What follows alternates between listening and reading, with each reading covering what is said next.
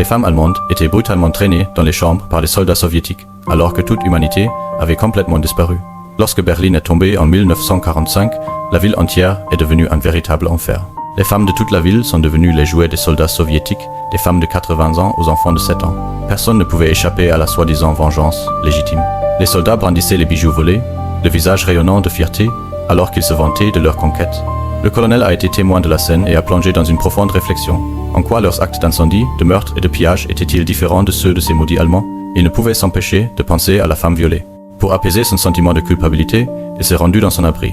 Mais Anna était désormais complètement engourdie.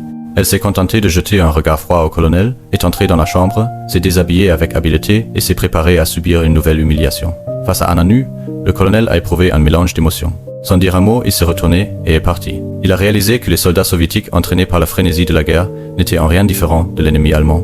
Par la suite, pour se racheter auprès d'Anna, le colonel a ordonné à tous les soldats de ne pas entrer dans le grenier et a demandé à ses hommes de leur apporter à manger. Ils ont mangé, bu et discuté ensemble, unis et chaleureux comme une famille. Pendant ce temps, dans le grenier, une jeune fille se cachait avec son fiancé, un déserteur allemand. Ils étaient assis là, dans un silence embarrassé. Le soldat voulait poser une question sur la jeune fille, mais en voyant sa robe déchirée, il a tout compris.